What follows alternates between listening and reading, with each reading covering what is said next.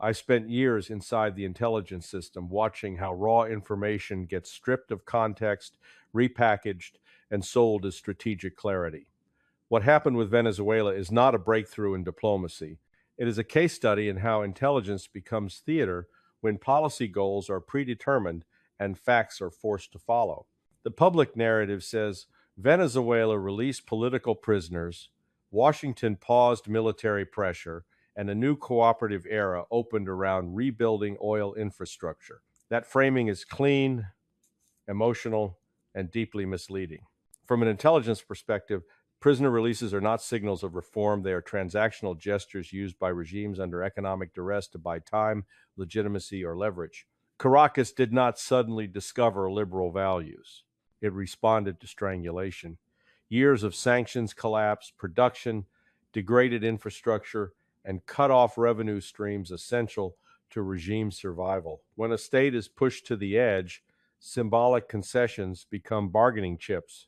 Intelligence professionals are trained to recognize that difference. Policymakers routinely ignore it. The distortion begins when analysts are pressured to interpret tactical moves as strategic shifts. Releasing detainees becomes seeking peace. Allowing foreign oil firms back in becomes partnership. This is not analysis, it is narrative laundering. The intelligence failure is not missing data, it is the willful misreading of intent. Venezuela's leadership sought revenue and insulation, not alignment. Washington wanted leverage without troops. Both sides acted rationally. The fantasy lies in pretending this was moral progress. The strategic consequence of this distortion is dangerous overconfidence. Economic access is treated as control. Corporate investment is mistaken for political dominance. Intelligence warnings about regime durability and nationalist backlash are softened or sidelined because they interfere with the desired storyline. I have seen this pattern before in Iraq sanctions, in Libya's rehabilitation, in post-Cold War Russia. Each time, narrative victory substituted for strategic reality. The analytical breakdown is simple. Coercion through economics can compel behavior at the margins, but it does not rewire state interests. When intelligence agencies present leverage as transformation, they are not informing decision makers, they are protecting them from uncomfortable truths. Venezuela did not concede sovereignty. It monetized it under pressure. The hard lesson is this. When intelligence is used to validate policy instead of interrogate it, strategy collapses into performance. Prisoners become props. Oil becomes a storyline. And the United States mistakes access for control again. Sanctions are sold to the public as precision tools, bloodless pressure that bends adversaries without war. Inside the intelligence system, we know better. Sanctions distort behavior, contaminate reporting, and create analytical blind spots that policymakers mistake for leverage. Venezuela is a textbook example of how sanctions become a trap, not just for the target, but for the analysts tasked with explaining what comes next. When Washington imposed escalating sanctions on Venezuela's energy sector, the immediate effects were measurable and predictable. Production collapsed, foreign maintenance contracts evaporated, spare parts disappeared, and skilled labor fled. Output that once exceeded 3 million barrels per day fell to a fraction of that. Intelligence reporting tracked the decline accurately, but the interpretation was skewed. Analysts were encouraged to frame economic collapse as political fragility, as if a state losing revenue is the same thing as a regime losing control. It is not. Authoritarian systems are often optimized for scarcity. They adapt by tightening internal security, reallocating resources to loyal constituencies, and externalizing blame. Sanctions did not weaken the Venezuelan leadership's grip on power. They hardened it. Yet intelligence assessments increasingly implied that economic pain translated into imminent political concession. That assumption was never supported by history, but it was convenient for policy. The trap emerges when sanctions begin to manufacture the very signals they are supposed to interpret.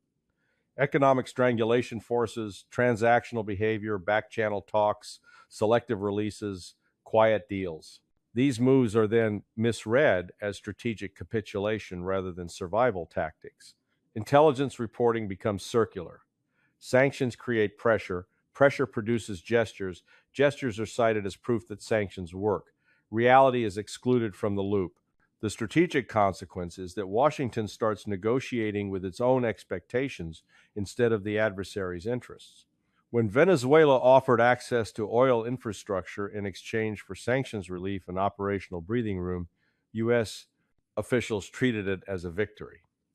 Intelligence warnings that Caracas was trading access without surrendering autonomy were downplayed.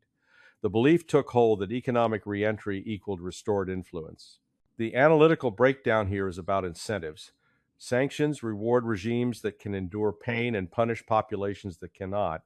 They also reward analysts who frame outcomes as success rather than stalemate. Intelligence products that question the efficacy of sanctions were labeled pessimistic or unhelpful. Over time, skepticism becomes career risk. The hard lesson is this: sanctions do not create alignment, they create transactions under duress. When intelligence conflates coerced adaptation with strategic convergence, policymakers lose the ability to distinguish compliance from camouflage. Venezuela did not escape the sanctions trap. Neither did Washington. I learned early in my intelligence career that prisoner releases are among the most abused data points in political analysis. They are emotionally powerful, visually compelling, and analytically thin. They produce images that dominate headlines while obscuring the machinery underneath. In Venezuela's case, the release of political detainees was not a breakthrough. It was an information operation designed to reset perception without altering power. From an intelligence standpoint, prisoner releases tell you very little unless you understand who was released, who was not, and what legal or security mechanisms remain intact. Authoritarian systems routinely cycle detainees to relieve pressure, reward intermediaries, or signal flexibility without conceding control. The internal security apparatus remains untouched. Surveillance continues. New arrests quietly replace old ones. None of that fits into a television segment, so it rarely enters the narrative. What concerned me was not the release itself, but how quickly it was framed as evidence of regime moderation. Intelligence assessments echoed public talking points about seeking peace and confidence building measures. That language does not emerge organically. It reflects a policy environment hungry for validation. Analysts are not ordered to lie. They are encouraged to emphasize certain interpretations and omit others. Over time, omission becomes distortion. The strategic consequence of narrative laundering is that it blinds decision makers to durability. When Washington accepted prisoner releases as proof of goodwill, it relaxed pressure prematurely while committing reputational capital to a fragile storyline. Any future crackdown could be dismissed as an aberration rather than recognized as continuity. Intelligence that should have warned of this risk was softened to preserve diplomatic momentum. The analytical breakdown reveals a familiar pattern. Optics displace structure. Individual acts are mistaken for institutional change. Intelligence stops asking whether the coercive apparatus has weakened and starts asking how to present developments as progress. Once that shift happens, analysis becomes messaging. I saw this same failure repeated in other theaters. Prisoners released, elections staged, opposition figures tolerated temporarily, all treated as signals of reform until reality intruded. In each case, the intelligence community had enough data to be cautious but lacked the institutional incentive to be honest. Venezuela fits that mold precisely. The hard lesson is unforgiving. When intelligence allows emotional optics to override structural analysis, it becomes an accomplice to self-deception. Prisoners become symbols. Symbols become policy. And policy collapses the moment the cameras turn away. One of the most persistent myths in American strategic thinking is the idea that private corporations operate independently of state power. Intelligence professionals know better. Large energy firms do not replace policy, they operationalize it. In Venezuela, the reentry of U.S. oil majors was not a commercial event disguised as diplomacy. It was diplomacy executed through commercial instruments. From an intelligence perspective, energy infrastructure is not just economic terrain, it is strategic terrain. Control over extraction, refining, transport, and financing creates leverage that can substitute for military presence. Washington understood this, even if it refused to say it plainly. Allowing U.S. firms back into Venezuela was framed as rebuilding and modernization, but the underlying logic was surveillance, dependency, and pressure without uniforms. The intelligence distortion occurred when analysts began treating corporate access as strategic dominance. Access is conditional. Contracts can be rewritten. Facilities can be nationalized again. History in Venezuela makes that explicit. Yet intelligence products increasingly implied that foreign investment would lock in compliance. That assumption ignored nationalist reflexes, regional alliances, and the regime's demonstrated willingness to absorb long-term costs to preserve sovereignty. The strategic consequence of this misreading is overcommitment. Once U.S. firms invest billions, Washington becomes invested in their protection. Policy flexibility shrinks. Intelligence assessments begin factoring corporate exposure into threat calculations, subtly shifting priorities. Instead of asking whether the regime is changing, analysts are asked how to safeguard assets. Economic presence becomes a liability as much as a tool. The analytical breakdown exposes a deeper problem. Intelligence agencies are poorly insulated from commercial narratives. When executives brief policymakers, their optimism bleeds into strategic assessments. Risks are downplayed. Worst-case scenarios are labeled unlikely. The intelligence community becomes an echo chamber for corporate confidence rather than an independent evaluator of state behavior. I watched this dynamic unfold in multiple regions. Energy access was mistaken for alignment. Short-term production gains were treated as strategic wins. Long-term political realities were deferred. Venezuela fits the pattern exactly. Oil majors did not gain control. They gained exposure under conditions defined by a regime skilled at transactional survival. The hard lesson is clear. Corporations can extend state influence, but they cannot replace it. When intelligence treats commercial presence as a substitute for political transformation, it sets the stage for strategic surprise. Access can be revoked, leverage can invert, and when it does, Washington will discover that it traded clarity for convenience. Control is the most dangerous word in intelligence analysis because it tempts analysts to mistake influence for dominance. What unfolded in Venezuela was not the restoration of American control, but the construction of an illusion that satisfied policymakers while leaving underlying power structures intact. I have seen this illusion before, and it always ends the same way, with surprise framed as betrayal. The belief that economic access translates into political compliance rests on a flawed assumption that states prioritize revenue over sovereignty.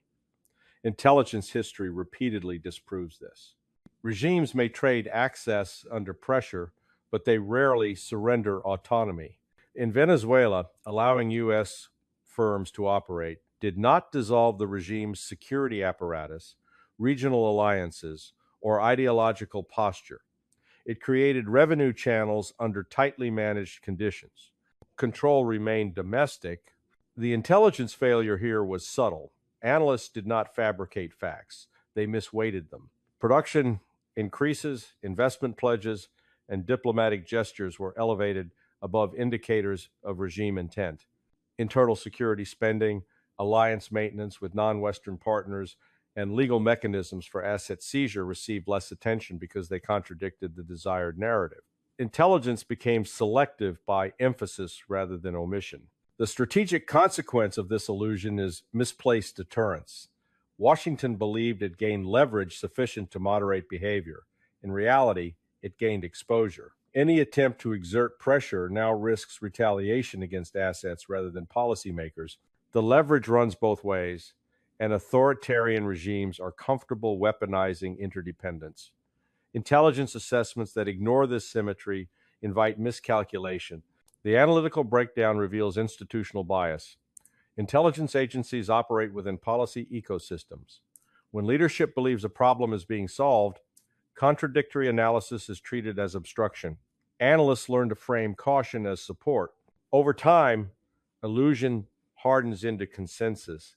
Dissent becomes anomaly. I saw this dynamic during earlier attempts to integrate adversarial states into Western systems. Economic ties were assumed to civilize behavior. Instead, they created new pressure points exploited during crises. Venezuela is not an exception. It is another iteration of the same strategic error. The hard lesson is unforgiving. Control is not measured by access, contracts, or photo opportunities. It is measured by decision-making autonomy under stress. Venezuela retained that autonomy. Washington convinced itself otherwise. When intelligence validates that conviction instead of challenging it, failure becomes systemic rather than situational. The most corrosive intelligence failures are not caused by ignorance. They are caused by incentives. In the Venezuela case, the system did not collapse because analysts lacked information.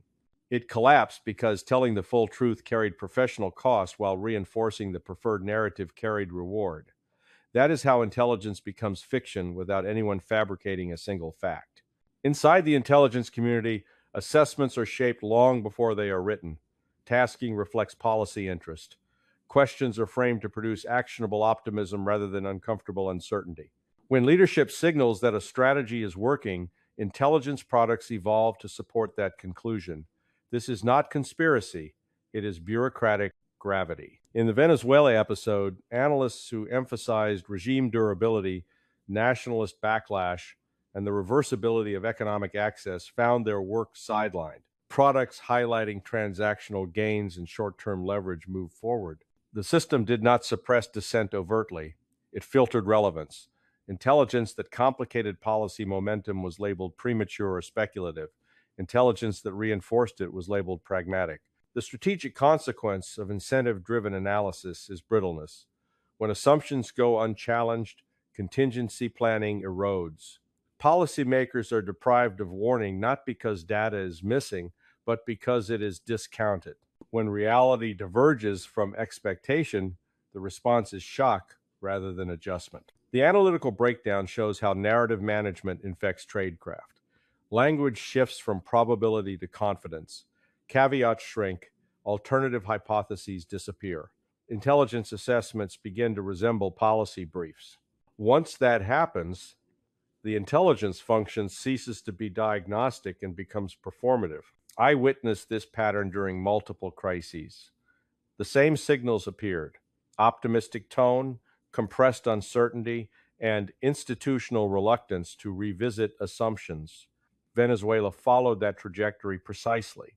Intelligence did not ask whether leverage would endure. It asked how to explain success. The hard lesson is brutal. Intelligence organizations do not fail suddenly, they fail gradually by adapting to what decision makers want to hear. When incentives reward narrative alignment over analytical rigor, truth becomes negotiable. Venezuela exposed that weakness not through deception, but through patience. The final cost of this episode is not measured in barrels, contracts, or headlines. It is measured in credibility, and credibility once lost does not regenerate on demand. What Venezuela exposed was not American weakness in isolation, but the cumulative damage inflicted by years of intelligence, distortion, narrative management, and strategic self-deception. From the outside, Washington's approach looks transactional and reversible. Pressure is applied, gestures are extracted, access is granted, and victory is declared. From the inside, adversaries see something else entirely. They see a system that confuses compliance with alignment and access with control. They see an intelligence apparatus that validates policy rather than interrogates it. That perception matters more than any short-term leverage gained. The strategic consequence is acceleration of multipolar resistance. States watching Venezuela learned that endurance, not reform, is rewarded. They learned that symbolic concessions can unlock economic relief without structural surrender. Intelligence agencies should have flagged this lesson explicitly. Instead, it was buried beneath celebratory assessments of regained influence. The analytical breakdown here is sobering. When intelligence becomes a tool of reassurance, it forfeits its deterrent function. Adversaries test boundaries not because they misunderstand U.S. Uh, power, but because they understand its decision making weaknesses. Venezuela did not outmaneuver Washington through deception, it exploited predictability. I have spent my career assessing adversaries, but the most dangerous blind spot has always been internal. When analysts are conditioned to protect narratives, policymakers lose friction. When policymakers lose friction, strategy loses resilience. The Venezuela case is not catastrophic on its own, it is corrosive. It reinforces a pattern that adversaries will exploit again and again. The hard lesson is unavoidable. Intelligence that serves comfort rather than clarity accelerates strategic decline. Economic leverage without political realism breeds illusion, and illusion is the most expensive commodity a declining power can afford. This is how strategic narratives collapse, not in dramatic failure, but in quiet self confirmation.